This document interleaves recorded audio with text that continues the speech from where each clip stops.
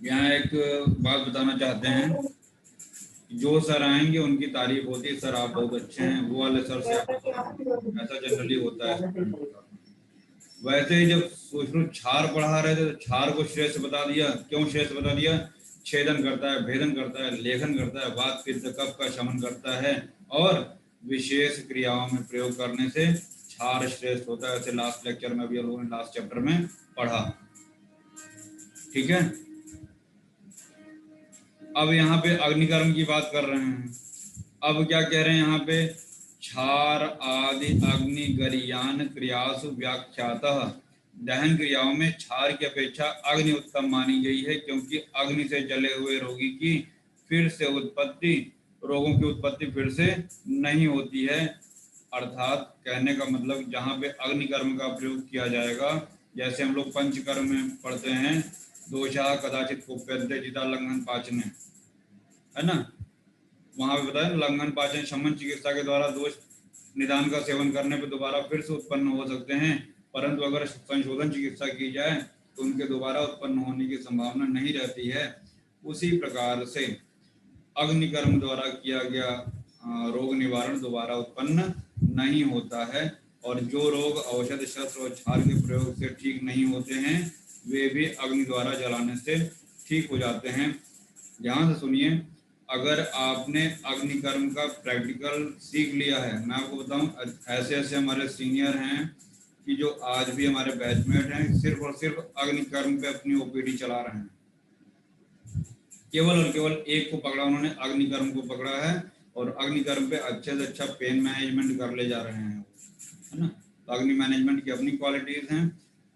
अगर आपने सीख लिया, उसकी ट्रेनिंग अलग से होती है, प्रैक्टिकल होता है। योग्या, योग्या मतलब कर्म अभ्यास। योग्या के मतलब सिर्फ वो शस्त्र अभ्यास की बात नहीं कर रहे हैं। योग्या का मतलब होता है आप किसी भी प्रोसेस को, प्रोसीजर को सीख जाइए, वो योग्या है। तो अगर आपने अग्निकर्म करना सीख लिया तो शायद इसी से आपका कार्य चल जाएगा। तो बहुत इंपॉर्टेंट है। सुश्रुत भी कह रहे हैं कि दहन क्रियाओं में क्षार की अपेक्षा अग्नि उत्तम मानी गई, यानी क्षार कर्म से अपेक्षा ये श्रेष्ठ है, क्योंकि रोगाणाम अपुनर्भव, पुनर्भव मतलब दोबारा उत्पन्न होना, उसको संधि विच्छेद करेंगे तो रोगाणाम अपुनर्भव मतलब रोग दोबारा उत्पन्न नहीं होते हैं। ठीक है ना। जो रोग औषध यानी भेषज से, शस्त्र से यानी कि सर्जरी से भी, शस्त्र कर्म, ध्यान सुनिएगा, शस्त्र मतलब शल्य कर्म से भी नहीं साध्य हो रहे हैं, क्षार के प्रयोग से भी ठीक नहीं हो रहे हैं, वो किससे ठीक हो जाते हैं? अग्निकर्म से। समझ में आया ये श्लोक? सर कल बताया थे गुण में क्षार श्रेष्ठ होता है और कर्म में अग्नि श्रेष्ठ। अग्नि श्रेष्ठ।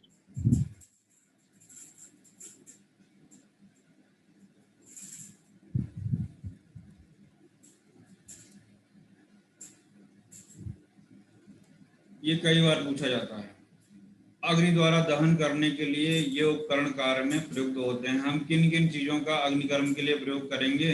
तो ऊपर जाइएगा श्लोक में, पिप्पली अजाशकृत गोदंत शर शलाका, यहाँ पे हमने एक लाइन खींच दिया है। श्लोक में देखिएगा, दिख रहा है? Yes sir. Yes sir.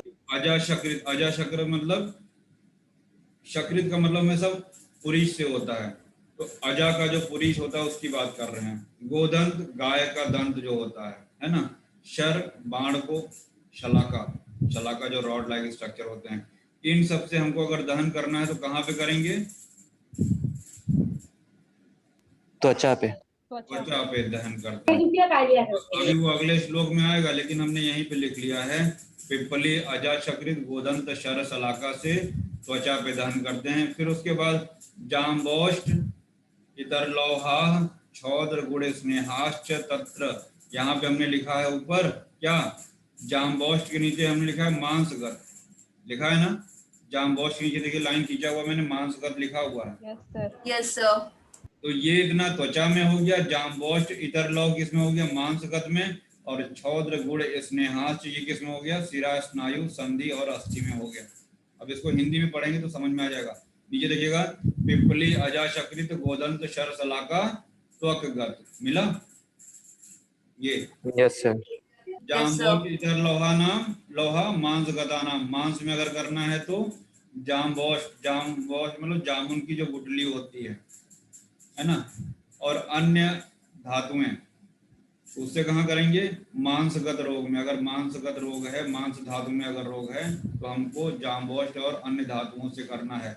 और छौद्र यानी कि शहद को बोलते हैं छौद्र, मधु को गुड़ आप जानते हैं। और स्नेह पदार्थ से सिरा, स्नायु, संधि और अस्थि में अगर उत्पन्न हुए रोग हैं तो हमको शहद यानी छौद्र से, गुड़ से और स्नेह के प्रयोग से। यहाँ पे याद करने के लिए मैंने बनाया था कि अगर हम स्नेह को तेल ले लें तो तेल कहाँ लगाते हैं, सिर में। तो वहीं से फिर हमारा याद हो जाता है सिरा, स्नायु, संधि और अस्थि। समझ में आया? Yes, sir. ऑप्शन यहीं सर। पे रहेंगे, ध्यान दीजिएगा। ऑप्शन कभी भी घुमा के एक टॉपिक का दूसरे टॉपिक का नहीं रखा जाएगा। आपसे यहीं पे पूछा जाएगा कि छौद्र गुड़ स्नेह से अग्निकर्म करते हैं। पहला रहेगा त्वचागत, दूसरा मांसगत, तीसरा ये, है ना। इस तरीके से ऑप्शन वहीं का आसपास का रहेगा घुमाने के लिए आप, तो उसके लिए परेशान नहीं होना।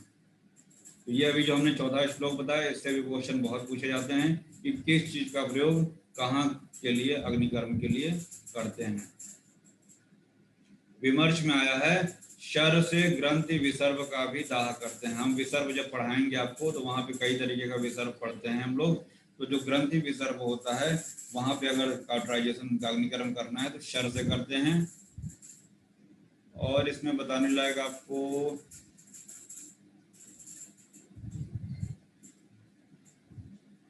वाग्भट्ट के अनुसार, हिंदी पढ़िएगा, श्लोक की पर जरूरत नहीं है।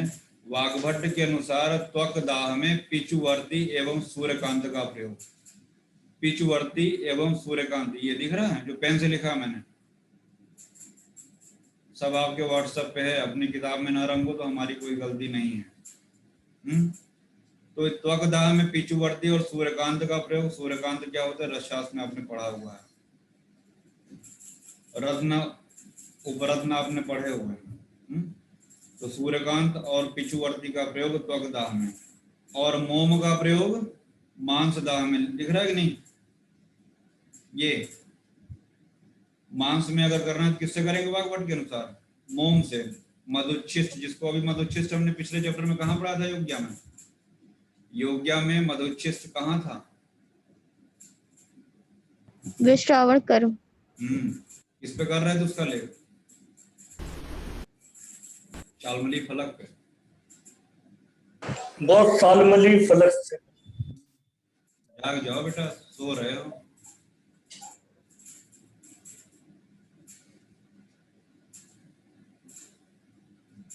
इम्पोर्टेंट है कि हमको अग्निकर्म कब नहीं करना चाहिए भैया, जब गर्मी पड़ेगी तो हमको नहीं करना है।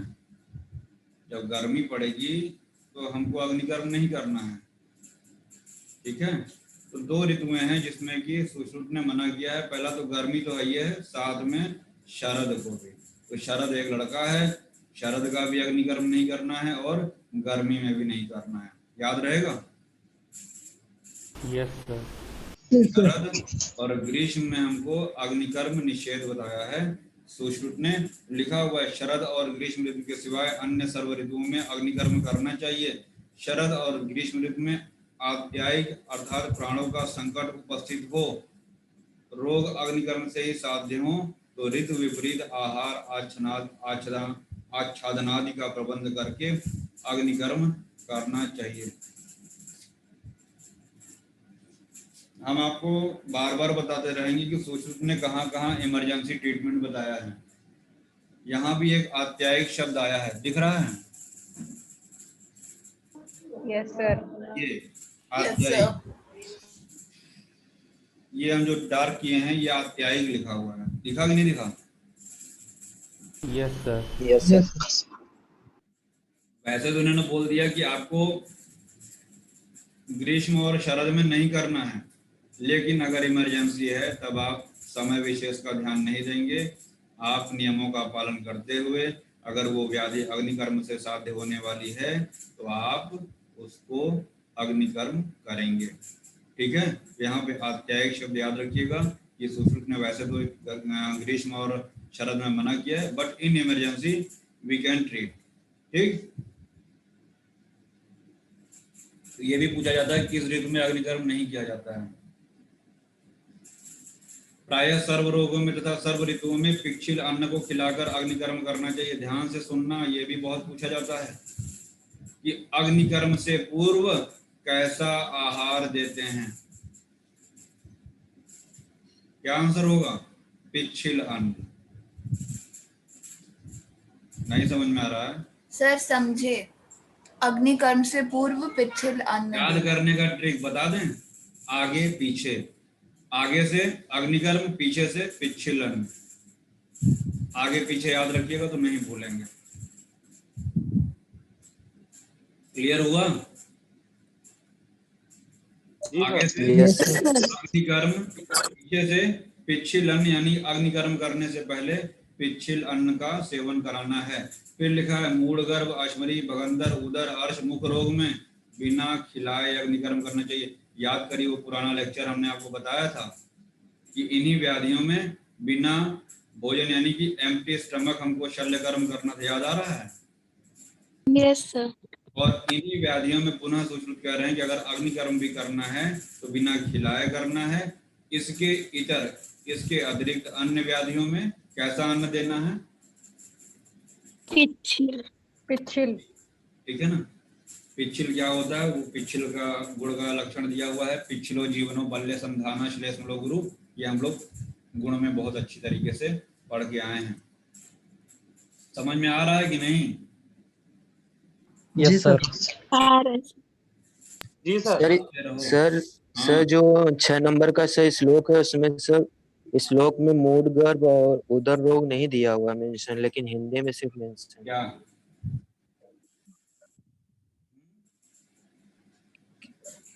इसमें से बिना खिलाए अग्निकर्म करना चाहिए। अगर टीकाकार ने लिखा है तो कुछ सोच वतः लिखा हुआ है ना लास्ट में। जी सर। अभुक्तवतः, बेटा संधि विच्छेद करो उसको। भुक्तवतः नहीं है, वो अभुक्तवतः है, मतलब बिना खिलाए। क्लियर हुआ?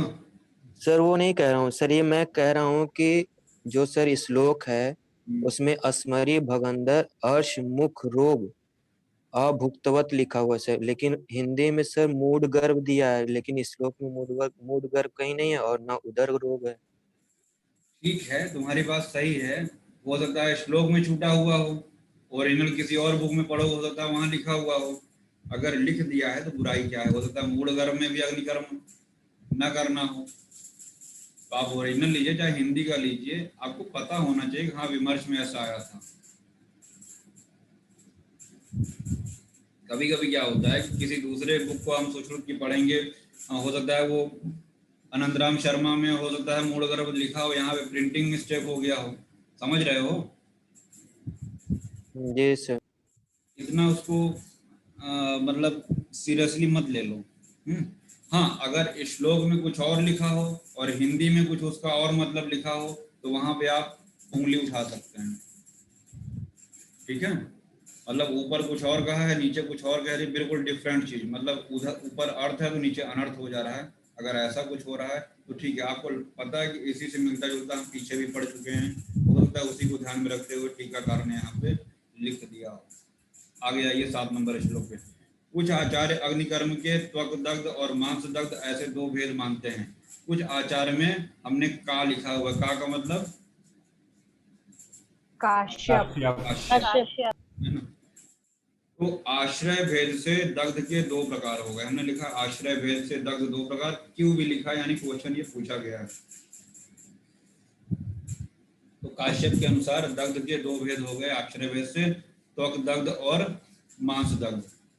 किससे किस में करते हैं अभी ऊपर हम पढ़ा के आए हैं, है ना? इसके बाद ऐसे 2 भेद मानते हैं, किंतु इस धन्वंतरी संप्रदाय में हमने आपको फिर कहा कि जो सुश्रुत संहिता हम लोग पढ़ रहे हैं, ये धन्वंतरी शल्य संप्रदाय जो होता है उसको धन्वंतरी संप्रदाय कहते हैं, है ना? और आत्रेय संप्रदाय कौन है? चरक। रस संहिता। चरक। ये धन्वंतरी संप्रदाय में शिरा, स्नायु, संधि और अस्थियों में भी अग्निकर्म का निषेध नहीं है, जैसा कि अभी सूत्रक ने ऊपर बोल दिया है कि शिरा स्नायु संधि अस्थि में भी अग्निकर्म कर सकते हैं। किससे करेंगे? सर गुड़ से। गुड़ और शहद। और स्नेह। शौद्र गुड़ स्नेह। तो यानी कि धन्वंतरी संप्रदाय में आश्रय भेद से 3 प्रकार का हो गया। कौन कौन सा? त्वक, मांस और शिरा स्नायु संधि अस्थि, 3 प्रकार से। ठीक है ना?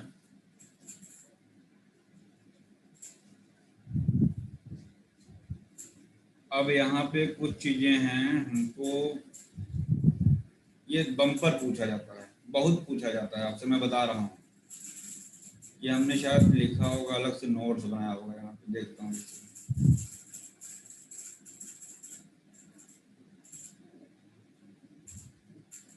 नहीं बनाया, चलिए वहीं समझाने की कोशिश करता हूँ।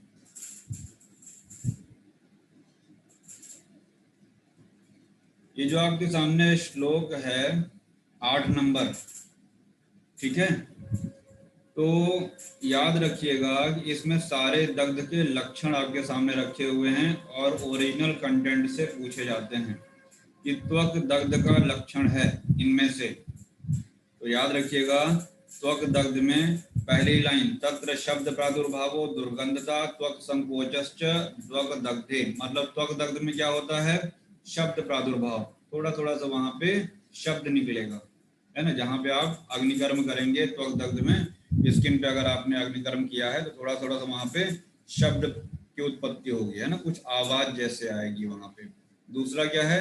दुर्गंधता, फॉल स्मेल आएगी, कुछ वहां पे दुर्गंध जैसे आएगी। तीसरा क्या है? स्किन थोड़ा सा कंस्ट्रिक्ट हो जाएगी, संकुचित हो जाएगी। समझ में आया तीनों लक्षण?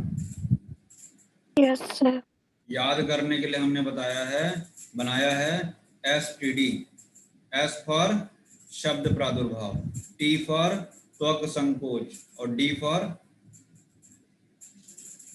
दुर्गंध। दुर्गंधता। तो STD क्या हो गया? त्वक दग्ध का लक्षण। दूसरा है मांस दग्ध। मांस दग्ध में क्या होता है? हमने याद करने के लिए लिखा है, कबूतर का अल्प शोथ वाला सूखा मांस। क्या लिखा है? कबूतर का अल्प शोथ युक्त सूखा मांस। दिख रहा है कि नहीं? कपोत वर्णता अल्प श्वेत वेदना शुष्क संकुचित व्रणता च मांस दग्धे, मतलब कपोत वर्ण का हो जाएगा वहां पे, अल्प श्वेतु हल्का सा वहां पे स्वेलिंग होगा, अल्प श्वेतु वेदना, थोड़ी सी वेदना होगी, और शुष्क संकुचित व्रणता, जैसे वहां पे त्वक संकोच था, यहाँ पे शुष्क संकुचित व्रणता। याद रखिएगा, है ना। यहाँ पे शुष्क शब्द है, वहां पे शुष्क शब्द नहीं था, इसीलिए मैंने ट्रिक में क्या लिखा है? सूखा मांस। सूखा का मतलब शुष्क हो जाना। जब आपके सामने ऑप्शन आएगा तो 2 चीजें होती हैं, या तो आपको आता होगा या तो नहीं आता होगा, ठीक है ना। नहीं आता होगा कि चांसेस ज्यादा हो जाते हैं, आता है कि चांसेस बढ़ जाते हैं जब आपके पास ट्रिक रहेगा। हमने आपको फिर कहा ऑप्शन रहेगा तो इसी श्लोक से 4 ऑप्शन रहेंगे कंफ्यूज करने के लिए। ये आपको ये लगेगा कि त्वक दग्ध वाला ये था, कि मांस दग्ध वाला था, कि स्नायु दग्ध वाला था, कि शिरा वाला था। मुझे लग रहा है समझ में आ रही होगी हमारी बात। तो अगर आपको पता है कि STD है तो वो त्वक दग्ध का है, कबूतर वाला श्लोक बताया हमने, ट्रिक बताया, तो वो किसका है? मांस दग्ध का है। फिर इसके बाद कृष्ण उन्नत व्रणता श्रावस सन्निरोधश्च शिरा स्नायु दग्धे, यानी कि शिरा और स्नायु दग्ध में क्या है? कृष्ण उन्नत व्रणता, हल्का सा जो वहां पे सरफेस है ब्लैकिश कलर का हो जाएगा और वहां पे उठ जाएगा। अभी हिंदी पढ़ाएंगे तो और क्लियर हो जाएगा। अभी जो हम संस्कृत के आधार पे जो हमको समझ में आ रहा है, मतलब आपके जैसे अगर हम भी स्टूडेंट है तो हम क्या समझ रहे हैं उसको वो हम बता रहे हैं। अभी हम टीकाकार की हिंदी पे नहीं जा रहे हैं। तो कृष्ण मतलब काला, उन्नत मतलब थोड़ा सा वहां पे सरफेस उड़ जाएगा, व्रणता से आपको समझ में आ रहा है ना। श्राव सन्निरोध, अगर वहां पे कोई श्राव हो रहा है तो उसका सन्निरोध, यानी कि श्राव अगर हो जा रहा है, वो श्राव कैसा हो जा रहा है? रुक जा रहा है। अगर किसी भी तरीके का वहां से डिस्चार्ज हो रहा है तो वो रुक जा रहा है। किसमें? शिरा स्नायु दग्ध में। ध्यान दीजिएगा, शिरा स्नायु दग्ध अलग बताया है और संधि अस्थि दग्ध अलग बताया है। क्या बता रहे हैं? रूक्ष अरुणता, रूक्ष अरुणता कर्कश अस्थि व्रणता, किसमें हो रहा है ये? संधि अस्थि दग्धे, सब का सब पूछा गया है। मैं आपको बता दे रहा हूँ, चाहे वो त्वक दग्ध हो, मांस दग्ध हो, शिरा स्नायु दग्ध हो, चाहे संधि अस्थि दग्ध हो, सब का सब पूछा गया है। वहां पे लिखा हुआ हमने शिरा स्नायु से काला स्राव होता नहीं है बेटा, याद करने के लिए लिखा हुआ है उसमें कि जो स्राव वाला है उसमें कृष्ण शब्द भी आया है, सॉरी शिरा स्नायु जो है उसमें काला भी आया है यानी कृष्ण भी आया है, स्राव भी आया है शब्द, यानी कि अगर कृष्ण है, स्राव वाला अगर आपको वहां पे पूछा जा रहा है तो किसका हो जाएगा आंसर? शिरा स्नायु दग्ध का, सिर्फ याद करने के लिए वो बनाया है ट्रिक। ठीक है, तो शिरा स्नायु से काला स्राव हो रहा है, कबूतर का अल्प शोथ युक्त मांस और एसटीडी, है ना।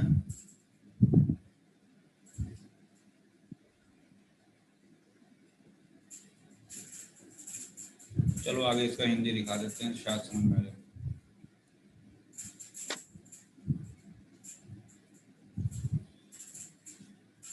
वो जो शब्द प्रादुर्भाव है उसको हिंदी में लिख दिया है चढ़ शब्द होना, दिख रहा है कि नहीं दिख रहा?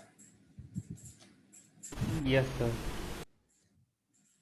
जब कभी आग से जलाया जाता है तो उसमें चिटचिटाहट होती है ना, तो उन्होंने शब्द प्रादुर्भाव को चढ़ शब्द बोल दिया। डी मतलब दुर्गंध आना और टी का मतलब त्वक संकोच। ठीक है, ये त्वक दग्ध का लक्षण हो गया। फिर इसके बाद मांस दग्ध में क्या था? कबूतर का सूखा मांस। यहाँ देखिए कपोत के समान वर्ण हो जाना, शोध तथा वेदना कम होना, होगा लेकिन अल्प होगा, वहां पे अल्प शब्द था, और शुष्क एवं संकुचित व्रणों का होना, हम वहां पढ़ चुके हैं। फिर इसके बाद कृष्ण उन्नत, ऐसा कुछ क्या करना? व्रण में कालापन तथा उभार तथा स्राव का नहीं निकलना। स्राव का नहीं निकलना मतलब कोई भी डिस्चार्ज हो रहा होगा वो रुक जाएगा। स्राव सन्निरोधश्च, सन्निरोध मतलब निरोध मतलब रुक जाना, अवरोध हो जाना। ठीक है, ये किसका लक्षण था? शिरा स्नायु दग्ध। शिरा स्नायु का। व्रण में रुक्षता हो जाना, लालिमा हो जाना, कर्कशपन हो जाना, कठिनता होना, ये संधि और अस्थि दग्ध का लक्षण है।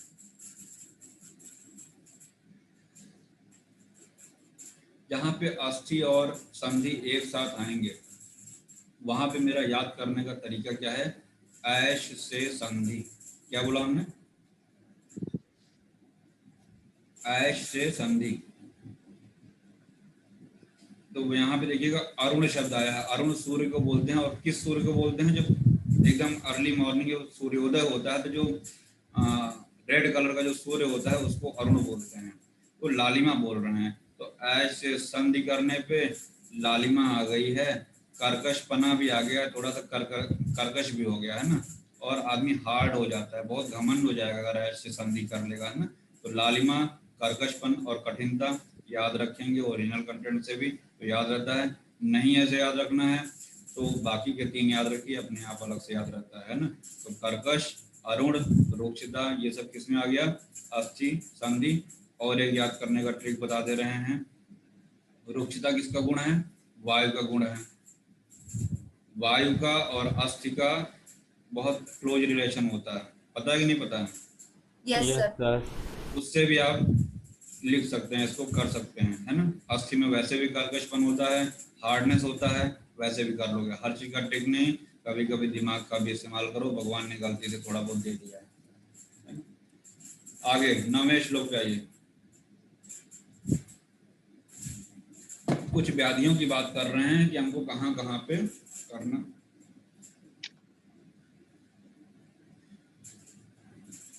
सिर के रोग पढ़ेंगे हम लोग उत्तर तंत्र में। अधिमंत एक तरह का नेत्र रोग है जिसको हम लोग मॉडर्न में किससे कोरिलेट करते हैं? हाँ, ग्लोकोमा। अधिमंत को किससे कोरिलेट करते हैं? ग्लोकोमा। अधिमंत में भौं, ललाट और शंख प्रदेश में दाह करना चाहिए, है ना। जब वहां पे हम लोग पढ़ेंगे तो पढ़ेंगे, फिलहाल आपको यहाँ पे याद रखिए, शिरो रोगों में, अधिमंत में कहाँ पे करेंगे? भ्रू, ललाट और शंख प्रदेश में दाह कर्म करना चाहिए। वर्त्म रोगों में दृष्टि को गीले वस्त्र से ढककर वर्त्म के रोमकूपों या बालों को या बालों जड़ को दग्ध करना चाहिए। यानी कि अधिमंत में भी कर रहे हैं, कहाँ कर रहे हैं? भ्रू, ललाट, शंख प्रदेश में, और वर्त्म रोगों में रोमकूप यानी बालों की जड़ों में कर रहे हैं। पक्ष को ट्रैकियासिस को बोलते हैं, जो आपके ये हेयर्स होते हैं वो अंदर की तरीके से मुड़ जाते हैं, आंखों में गड़ने लगते हैं। जब शलाक्य पढ़ेंगे तो वहां पे बताएंगे उसको, है ना। इसके बाद आगे बढ़ते हैं। 10वां नंबर श्लोक। त्वचा, मांस, सिरा, स्नायु, संधि, अस्थि में होने वाली वायु की तीव्र पीड़ा में जिस व्रण में मांस उभर आए और कठोर और सुप्त हो जाए उसमें एवं ग्रंथि, अर्श, अर्बुद, भगंदर, फलाना, ढिकाना, तिनका, ये सब आंत्र वृद्धि, संधि के रोग, सिराओं के कट जाने पर, नाड़ी तथा रक्त के अधिक स्राव होने पर अग्निकर्म करना चाहिए। ये क्या हो गया, कहाँ पे आपको अग्निकर्म करना है। कुछ इंपॉर्टेंट है जिनको हमने गोला बनाया है, जिसमें ग्रंथि है, अर्श है, अर्बुद है, भगंदर है, ठीक है ना। अपची है, श्लीपद है, चर्मकील है, आंत्रवृद्धि है। आंत्रवृद्धि को मॉडर्न में किससे कोरिलेट कर सकते हैं? हार्निया। हर्निया, कौन सी हर्निया? हर्निया भी अम्बिलिकल हर्निया। हाँ, अम्बिलिकल हर्निया। हाइटस हर्निया क्या होती है? हार्टस हर्निया जिसमें ऑर्गन अपने एनाटॉमिकल पोजीशन है। नहीं, डायफ्राम, डायफ्राम, डायफ्राम। फिलहाल ये आपको श्लोक 10वां मैंने बताया, ये आपको रट्टा मारना है, इसमें हम कुछ नहीं बता सकते हैं। आपको ये देखना है कि इंडिकेशन कहाँ कहाँ पे है अग्निकर्म का, ठीक है। आगे बढ़ा जाए, बोलो। जी सर। 11 नंबर श्लोक में बताया है, सपोज करिए आपके पास एक पेशेंट आ गया है, आपको अग्निकर्म करना है, तो अग्निकर्म किस प्रकार से करेंगे? 4 प्रकार से करेंगे। कैसे करेंगे? वलय, एक छोटा सा सर्किल बना देंगे। आपने शलाका को गर्म किया और थोड़ा सा एक सर्कुलर वहां पे रिंग बना दिया, इसको क्या बोलते हैं? वलय। वलय समझ रहे हो, रिंग टाइप का सर्कुलर रिंग आपने बना दी वहां पे गरम शलाका से, वलय। दूसरा लिखा है श्लोक में बिंदु, एक थोड़ा सा डॉट बना दिया। तीसरा क्या है? विलेखा, एक लाइन खींच दी आपने। और चौथा क्या लिखा है? प्रतिसारण। प्रतिसारण मतलब रगड़ना उसको। किसी गर्म वस्तु से आपने, मान लीजिए वो रॉड ही है, तो उससे आपने रगड़ा। तो ये 4 जो प्रकार है दहन कर्म या अग्नि कर्म के, इसको 4 प्रकार बोलते हैं। तो कौन कौन से हो गए? वलय, बिंदु, विलेखा और प्रतिसारण। याद करने के लिए बी, क्यू, पी ऐसे याद करते हैं। 3 बी वाले हो गए, वलय, बिंदु, विलेखा, और चौथा क्या है? प्रतिसारण। विमर्श में लिखा हुआ है संग्रहकार ने 3 और जोड़ दिए हैं। कौन कौन से? अर्धचंद्र, स्वास्तिक और अष्टापद। दिख रहा है सबको? Yes sir.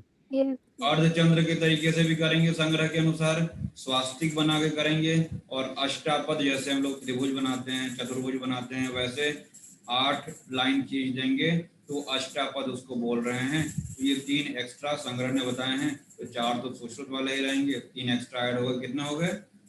7। तो संग्रह के अनुसार कितने हो गए दहन कर्म के प्रकार? 7। याद रखिएगा इसको भी।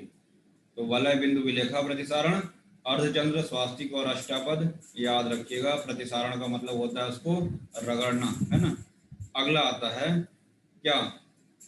तत्र सम्यक दग्धे मधुसर्पिभ्याम अभ्यंगः। अगर आपने सम्यक दग्ध कर दिया है तो मधुसर्पी, याद करिए, एक सेकंड,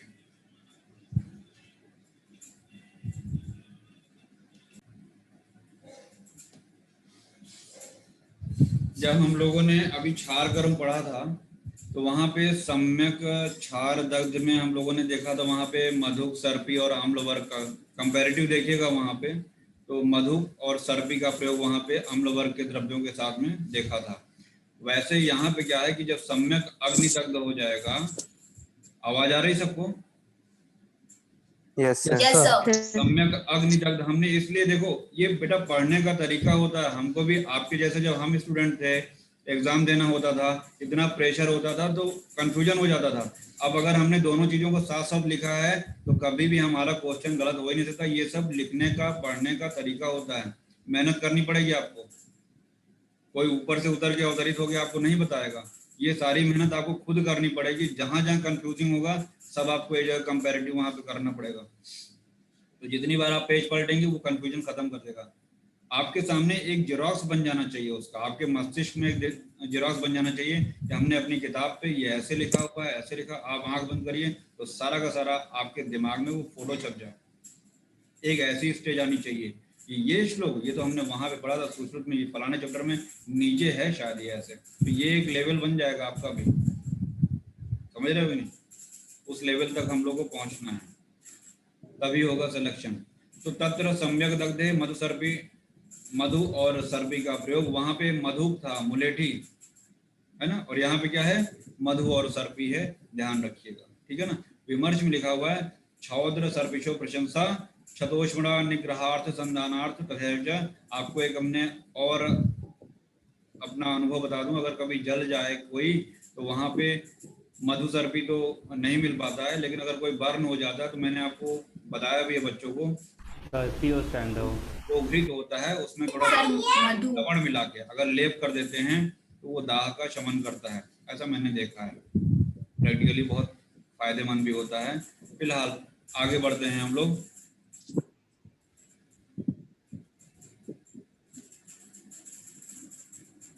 यहाँ पे हमने एक चीज और लिखा हुआ है, जलौका से सम्यक योग। अगर आपने जलौका का सम्यक प्रयोग किया है तो उसके सम्यक प्रयोग के करने के बाद शतधौत घृत का प्रयोग करते हैं, अभी आगे आएगा। जब जलौका पढ़ाएंगे तो वहां भी सम्यक प्रयोग के पश्चात किसका प्रयोग करते हैं? शतधौत घृत। शतधौत का मतलब 100 बार धोया हुआ घृत। ये सब कंफ्यूजिंग होता है तो हमने एक जगह लिख दिया है। चलिए अभी इस पेज पे आएंगे, पहले इसको पढ़ा दें तब बता।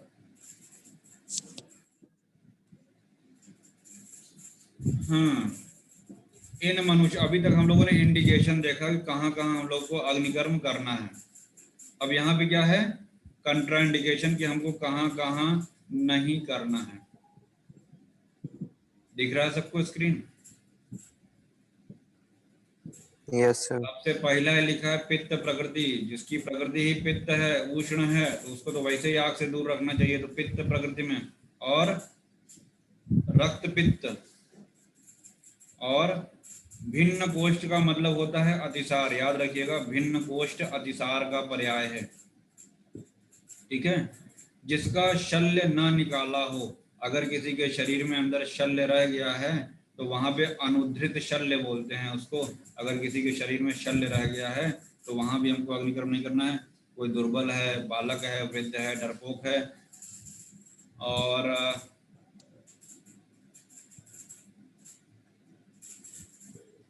अनेक व्रणों से पीड़ित, कुछ कट गया है वहां पे, अनेक व्रण से कोई पीड़ित है। अस्वेद अर्थात जिसके लिए स्वेदन कर्म वर्जित हो। ध्यान सुनिएगा, अस्वेद मतलब अस्वेद्या है वो।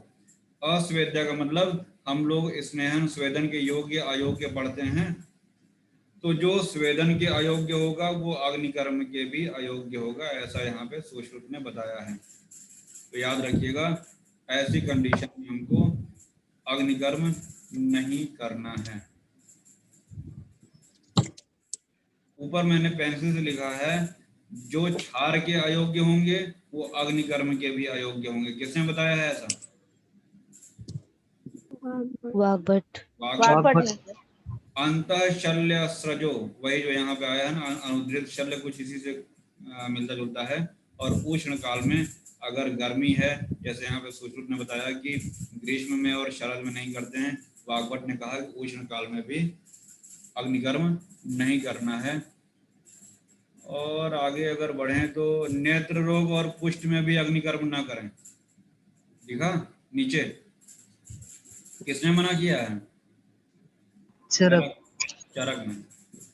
तो नेत्र रोग में और कुष्ठ में भी चरक ने मना कर दिया है। सर सुश्रुत ने। कुष्ठ, हाँ, चरक है, मना कर दिए हैं। इसके पश्चात हम लोग इतर्था दग्ध या प्रमाद दग्ध के लक्षण कहते हैं। याद रखिएगा, इतर्था दग्ध का दूसरा नाम क्या है? प्रमाद दग्ध। अग्नि स्निग्ध अथवा रूक्ष द्रव्य का आश्रय पाकर, कुछ कटा हुआ है, क्या लिखा है पढ़िए जरा।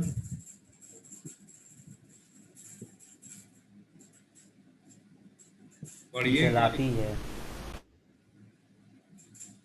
सर जलाती है लिखा है। और सर उसके बाद लिखा नीचे वाली लाइन में होकर शीघ्र जला देता है, यानी कि अग्नि से संतप्त हुआ स्नेह पदार्थ छोटी छोटी शिराओं में प्रवेश करने की क्षमता रखने से त्वचा आदि में प्रविष्ट होकर शीघ्र जला देता है।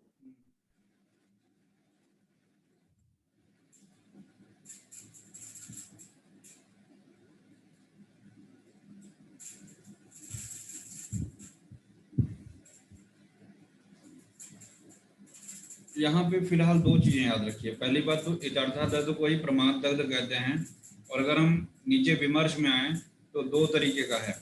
अगर वाग्भट ने इतर्था दग्ध को प्रमाद दग्ध कहा है तो दो तरीके से है। दग्ध जो होता है दो तरीके से, या तो सॉलिड से जल जाएगा या तो लिक्विड से जल जाएगा, है ना। अगर जैसे तेल वगैरह से अगर कोई जल गया है ना, तेल है, कढ़ाई में तेल था, घी था, अगर उससे कोई जल जा रहा है तो उसको देखिएगा द्रव दग्ध या स्निग्ध दग्ध कहा गया है। नीचे मिला यस सर। द्रव दग्ध या स्निग्ध दग्ध। वही ऊपर सूक्ष्म में लिखा है तस्माद स्नेह दग्धे अधिक रुजा भवंती, यानी कि अगर स्नेह से दग्ध हो गया है, यानी कि तेल या घी से दग्ध हो गया है, तो वहां पे वेदना अधिक होगी। आपको इतना ही याद रखना है किस दग्ध में वेदना अधिक होती है, स्नेह दग्ध में। ठीक है, उसी को हमने श्लोक में भी अंडरलाइन किया है। मेरे अकॉर्डिंग ये प्रमाद दग्ध जो था ये 4 प्रकार का हो सकता है। कोई भी शब्द बोलने से पहले बहुत सोचता हूँ कि हाँ वीडियो बहुत जगह जाएगा, यूट्यूब पे जाएगा, कोई क्वेश्चन उठा सकता है, कोई उंगली उठा सकता है, तो बहुत सोच समझ के मैं बोलता हूँ कि हाँ ये प्रमाद दग्ध था। इसको अगर हम आगे पढ़ना चाहें तो हमने यहाँ पे लिखा हुआ है PDSA, दिख रहा होगा सबको, पेंसिल से लिखा हुआ है। Yes sir. P फॉर प्लुष्ट दग्ध, D फॉर दुर्दग्ध, S फॉर सम्यक दग्ध, A फॉर अति दग्ध। याद रहेगा PDS से। Yes sir. PDS। अभी हमने आपको पीछे त्वक दग्ध, मांस दग्ध, शिरा स्नायु दग्ध के लक्षण बताए थे, और हमने बताया था उसका ट्रिक याद करने का, जैसे कबूतर का सूखा मांस, ये सब दुनिया भर का, उसको तो याद रखना ही रखना है। यहाँ पे आपको PDSA के लक्षण याद रखने हैं। ठीक, क्या याद करना है? प्लुष्ट दग्ध, दुर्दग्ध, सम्यक दग्ध और अति दग्ध के लक्षण इसी क्रम में याद रखना है। इसीलिए हम बार बार आपको क्या बोल रहे हैं, PDSA। कभी कभी हमको नाम ही नहीं याद होता है कि क्या क्या था, प्लुष्ट था, दुर्दग्ध था, फिर तीसरा क्या था, इसीलिए हमने वो ट्रिक बनाया PDSA, तो हमको याद रहता है। तो हमने प्लुष्ट दग्ध में देखा, सुश्रुत कहते हैं तत्र यद वर्णम प्लुष्यते अधिमात्रम तत् प्लुष्टम, याद हो जाता, कभी पूछा भी नहीं जाएगा। ये नहीं पूछा जाएगा प्लुष्यते अधिमात्रम कौन सा दग्ध है, कर लोगे, उसमें प्लुष्यते आया हुआ तो कर लोगे।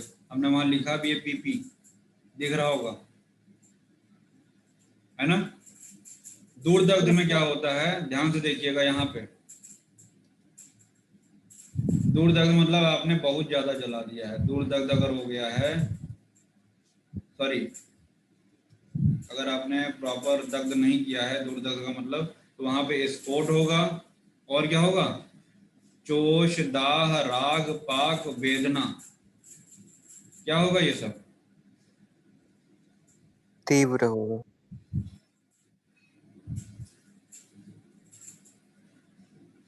ज्यादा जलने की। और वहां पे लिखा है अधिक समय में जिसकी शांति न हो, मतलब बहुत देर तक ये होगा और जल्दी से शांत नहीं होगा। वेदना चिराच उपशाम्य, चिर मतलब देर से, चिर का मतलब क्या होता है, विलंब से। उपशाम्य मतलब उसका उपशमन या उसकी शांति, जो वेदना हो रही है, जो दाह हो रहा है, जो राग है वहां पे, जो पाक हो रहा है, उस वेदना की शांति बहुत देर से, चिर से होगी। किसका लक्षण है ये, दुर्दग्ध का। तो हमने आपको दो बताया, प्लुष्ट दग्ध, प्लुष्यते अतिमात्रम। दुर्दग्ध क्या है, स्फोट, दाह, राग, पाक, वेदना, जिसका शमन बहुत देर से होता है, जिसकी शांति बहुत देर से होती है।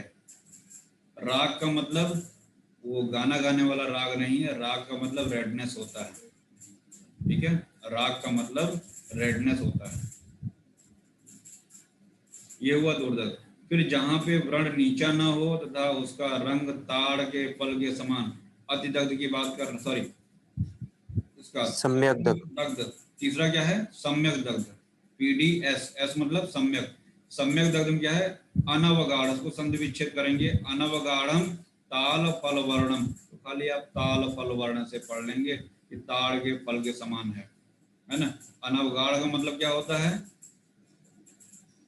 व्रण नीचा न हो, यानी उठा हुआ हो, थोड़ा सा व्रण थोड़ा सा उठा हुआ हो, ताड़ के फल के समान हो, और पूर्वोक्त त्वचा मांस सिरा के दाह के लक्षणों से युक्त हो, उसे सम्यक दग्ध कहते हैं। मतलब सम्यक दग्ध पूर्व के लक्षण, खाली यहाँ पे पूर्व लक्षण लिखा हुआ तो कभी नहीं पूछा जाएगा। दो चीजें याद रखिए, अनवगाढ़ और ताल फल वर्ण, किसका है ये? सम्यक दग्ध का लक्षण है। कई बार जो पूछा गया है, इंपॉर्टेंट है, वो अतिदग्ध का लक्षण है। क्या है? अतिदग्धे मांस अवलंबनम। मांस अवलंबन का मतलब होता है कि बहुत ज्यादा अगर आपने जला दिया, अग्निकर्म कर दिया, तो मांस के लोथड़े दिखने लगते हैं लटके हुए। तो मांस अवलंबन आई थिंक समझ गए होंगे क्या है। मांस के टुकड़े लटके हुए दिखेंगे। गात्र विश्लेष, मांस के टुकड़े लटकते दिखाई देते हैं। शरीर के अंगों या संधियों का विश्लेष यानी डिसलोकेशन हो जाता है या विघटन हो जाता है। गात्र विश्लेष मतलब डिसलोकेट हो जाता है। सिरा, स्नायु, संधि, अस्थि, इनका अधिक मात्रा में विनाश हो जाता है। और क्या होता है? जब आपने बहुत ज्यादा जला दिया है तो बुखार भी आ सकता है, दाह भी होगा, प्यास भी लगेगी, मूर्छा भी हो जाता है ना। समझ में आ रहा है? ये सभी कॉम्प्लिकेशन उपद्रवा मतलब ये सभी कॉम्प्लिकेशन उपद्रव हो जाते हैं किसमें? अतिदग्ध में। तो याद रखिएगा, अतिदग्ध में ज्वर, दाह, पिपासा, मूर्छा, ये सभी कॉम्प्लिकेशन हो जाते हैं। व्रण देरी से यहाँ भी भरेगा। इस तरह 4 प्रकार का अग्निदग्ध लक्षण ठीक तरह से जानकर चिकित्सा करने पर वैद्य के आत्मकर्म में लाभदायक होता है। यानी कि हमको इन चारों प्रकार के अग्निकर्मों के बारे में, अग्निकर्म के प्रकार, अब इसको हम टाइप ऑफ अग्निकर्म तो नहीं कहेंगे, क्योंकि टाइप ऑफ अग्निकर्म अगर पूछेगा तो हमको आंसर वही 4 वहां से देना पड़ेगा। कौन सा? वलय, बिंदु, विलेखा, और चौथा क्या था? प्रतिसारण। यहाँ पे क्वेश्चन जब आएगा तो आप ऑप्शन देख के समझ जाओगे क्या पूछा जा रहा है। अग्निदग्ध के लक्षण कह सकते हैं इसको, ठीक है। हेडिंग डालीजिएगा, अग्निदग्ध के 4 लक्षण। ये अग्निदग्ध के 4 लक्षण था PDS से। प्लुष्ट सुश्रुत ने कहा है, इसी को संग्रह में तुच्छ शब्द आया हुआ है और हृदय में तुच्छ शब्द आया हुआ है, ये भी ध्यान रखिएगा। तुच्छ या तुच्छ भी प्लुष्ट दग्ध को ही बोलते हैं। रिवाइज करना, एक लेक्चर में इतना चिल्ला मार रहे हैं, नहीं रिवाइज करोगे सब उड़ जाएगा। और जो तुच्छ आया हुआ है वाग्भट में, उसका श्लोक आया है, न च स्फोट समुद्भवा। और सम्यक दग्ध में, जैसे यहाँ पे हम लोगों ने सम्यक दग्ध पढ़ा PDS से, क्या था सम्यक दग्ध में? यहाँ पे अवगाढ़म ताल फल। अनवगाढ़म, अवगाढ़म नहीं, अनवगाढ़म पढ़ो उसको, ठीक है। और वाग्भट में क्या आया है सम्यक दग्ध में? पक्व ताल कपोताभम, पक्व ताल कपोताभम, ये वाग्भट में आया है, ध्यान रखिएगा इसको सम्यक दग्ध में।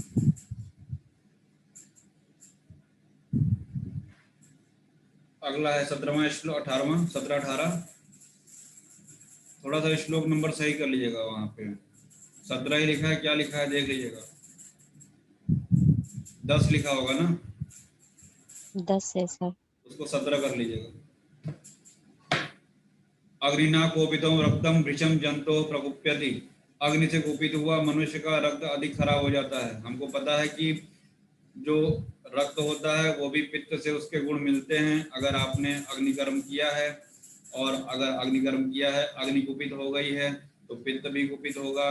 पित्त के गुणों से समानता होने की वजह से रक्त भी दूषित हो सकता है ना।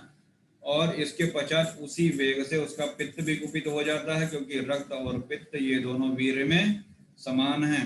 ऐसा चरक ने भी बताया है। कहाँ पे? जब रक्त पित्त बताया है उन्होंने, चाहे वो चिकित्सा हो चाहे निदान हो, तो वहाँ रक्त पित्त में देखेंगे तो हमको एक वहाँ पे समानता दिखती है, रक्त में भी और पित्त में भी। वही यहाँ पे सुश्रुत ने भी एक्सप्लेन किया है। ठीक है ना।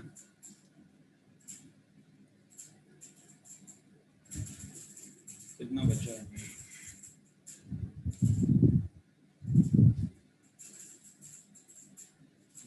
चलो करेंगे आज ही, इसको आज पूरा कर लीजिए, 15 मिनट लगेगा।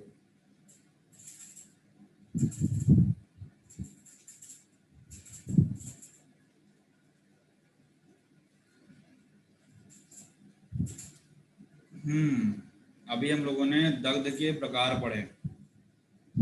वो अग्निकर्म का प्रकार था, ये दग्ध का प्रकार था। तो दग्ध का प्रकार हमने पीडीएस से पढ़ा है ना। तो लिखा हुआ यहाँ चिकित्सा अगर देखी जाए तो लिखा हुआ है प्लुष्ट में जले भाग को अग्नि से तपाना चाहिए। क्या लिखा है? एक तो प्लुष्ट दग्ध हो गया, प्लुष्यते अतिमात्रम, और उसमें भी कह रहे हैं जला तो है ही, उसको फिर से अग्नि से तपा दो। तो ऊपर हमने लिखा हुआ है उभय विपरीतार्थकारी चिकित्सा। याद करिए चरक निदान पहला चैप्टर, जहाँ पे ज्वर निदान है, उसके पहले हम लोग चक्रपाणी का वो कॉलम वाला पढ़ते हैं। हेतु विपरीत, व्याधि विपरीत, उभय विपरीत, ऐसे करके वहाँ पे विपरीतार्थकारी भी पढ़ते हैं। याद आ रहा है कुछ ऐसा? Yes sir. Yes sir. तो विपरीतार्थकारी का मतलब क्या होता है कि लगे कि अरे ये तो चिकित्सा बिल्कुल उल्टी जा रही है, बिल्कुल विपरीत जा रही है, इससे तो और कॉम्प्लिकेशन बढ़ जाएगा, ऐसा सोचने में लगता है, जो हमने याद करने का ट्रिक अपना बनाया। वैसे यहाँ भी एक लग रहा है ना, तो जला हुआ उसको और अग्नि से तपाने की बात कर रहे हैं, तो उभय विपरीतार्थकारी चिकित्सा का ये एग्जाम्पल है। ठीक है। तो पृष्ठ में जले भाग को अग्नि से तपाना चाहिए तथा बाह्य लेपादि और आभ्यंतर औषधियां भी उष्ण गुण वाली ही प्रयुक्त करनी चाहिए, यानी कि कुल मिला के सोने पे सुहागा। ठीक। दग्ध के कारण शरीर के अधिक मात्रा में स्विन्न हो जाने से, स्विन्न का मतलब स्वेदन हो जाने से, रक्त भी स्विन्न हो जाता है। ऐसी दशा में शीत उपचार या शीतल जल का प्रयोग किया जाए तो स्वभाव से ही वह रक्त को अधिक स्कंदित यानी कि गाढ़ा कर देता है। इसलिए व्रणों का प्रक्षालन करने में तथा पीने के लिए उष्ण जल का ही प्रयोग किया जाए और शीतल जल या शीतल पदार्थों का प्रयोग नहीं करना चाहिए। कंट्राइंडिकेशन है, यानी कि प्लुष्ट दग्ध में शीतल चिकित्सा नहीं करनी है। कैसी चिकित्सा करनी है? उष्ण चिकित्सा करनी है। ठीक है।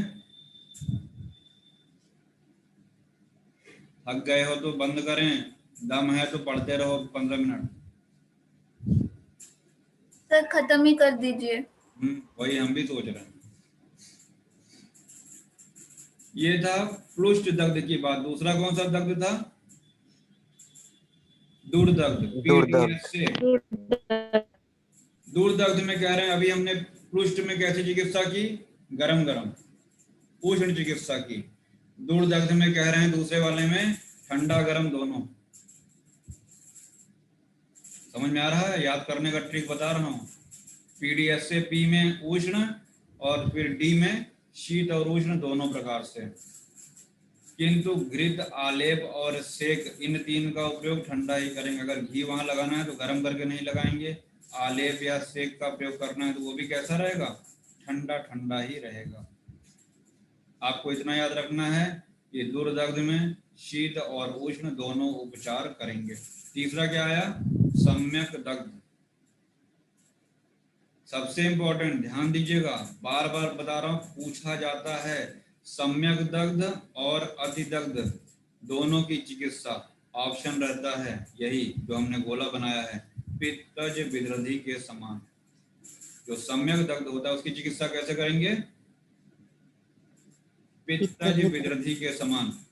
अभी भूल जाएगी विदृधि क्या है, जब पढ़ेंगे तो पढ़ेंगे। फिलहाल इतना आपको याद रखना है कि सम्यक दग्ध की चिकित्सा पित्तज विदृधि के समान। और लास्ट वाला कौन सा दग्ध है? अतिदग्ध अतिदग्ध अतिदग्ध अतिदग्ध। अति सर्प की क्या याद करने को बोला हमने? अति सर्प की, पित्तज विसर्प यानी कि अतिदग्ध की चिकित्सा पित्तज विसर्प के समान करेंगे। लिखा है ना ये? मिला? Yes sir.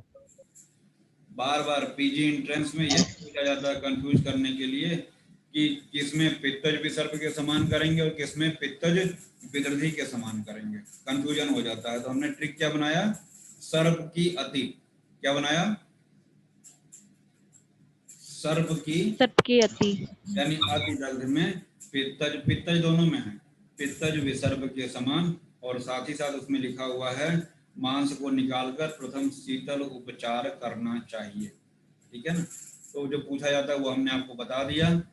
और पित्तज विसर्प के समान चिकित्सा करेंगे, ये भी आप याद रखिएगा। तो हमने आपको पीडीएस से क्या है उसके लक्षण हमने बताया और उसकी चिकित्सा बताई।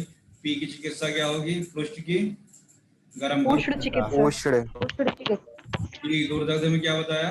ठंडा गर्म दोनों, ठंडा करें। ठंडा ठंडा ही लगाएंगे। सम्यक में क्या है?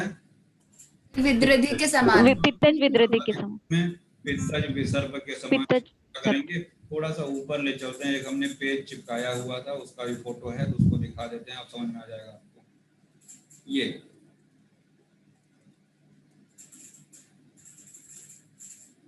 प्लुष्ट दग्ध, अग्नि प्रतपनम, उष्ण औषधि और उष्ण जल का प्रयोग करेंगे। दुर्दग्ध में शीत और उष्ण उपचार करेंगे, शीतल घृत का लेप और सेक करेंगे। सम्यक दग्ध में पित्तज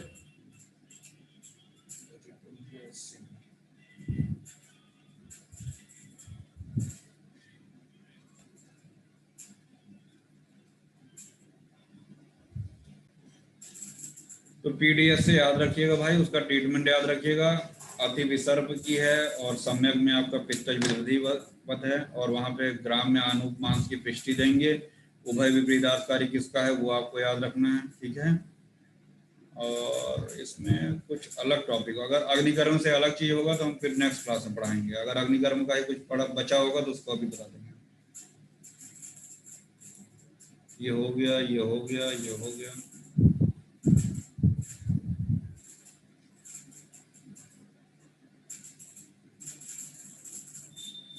इसमें लिखा हुआ है मोम, मुलेठी, लोद्र, राल, मंजीट, रक्तचंदन और मूरवा इन्हें जल के साथ पत्थर पर पीसकर कल्प बना लेवें।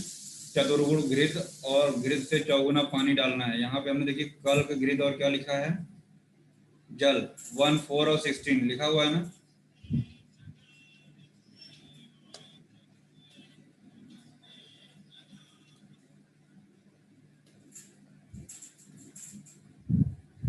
कैसे बनाते हैं इसको वो आप देख लीजिएगा। और तैल, घृत आदि स्नेहों से अगर दग्ध हो जाए तो वहां पे रूक्ष क्रियाएं करती हैं।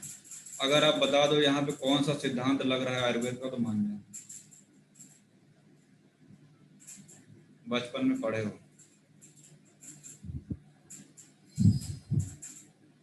सामान्य विशेष सिद्धांत पढ़े हो? Yes sir. यस सर, यहाँ पे लग रहा है। यहाँ पे एक चीज अलग हो रही है, अब इसको हम नेक्स्ट क्लास में पढ़ाएंगे। धूमोपहत। धूमोपहत मतलब कभी कभी कमरे में धुआं हो जाता है, सांस फूलने लगती है, दम घुटने लगता है, तो उसके बारे में भी सुश्रुत ने यहीं पे अग्निकर्म वाले चैप्टर में ही बताया है 29, 30, 31 में। इसको हम लोग अगली क्लास में देखेंगे, है ना? धूमोपहत के बारे में ये इंपॉर्टेंट टॉपिक है, थोड़ा सा शॉर्ट नोट भी आता है यूजी में, तो धूमोपहत हम लोग नेक्स्ट लेक्चर में देखेंगे। थोड़ा सा लू के बारे में भी यहाँ पे देखिए दिया हुआ, उष्णवात, लू। अब सोचिए सुश्रुत को हजारों साल पहले ये सब चीजें पता थी और उन्होंने चिकित्सा भी बताई है। तो इसको हम जल्दी जल्दी में नहीं, शॉर्ट नोट आता है इसलिए कल हम लोग इसको अगले लेक्चर में पढ़ेंगे। और साथ ही साथ जो नोट्स है और कुछ और चीजें क्वेश्चन पॉइंट ऑफ व्यू से भी, क्षार कर्म और अग्निकर्म जो कि दोनों इंपॉर्टेंट है, दोनों को एक बार फिर से हम लोग रिवाइज करेंगे। फिर उसके बाद जलौका के बारे में हम लोग पढ़ेंगे। ठीक है?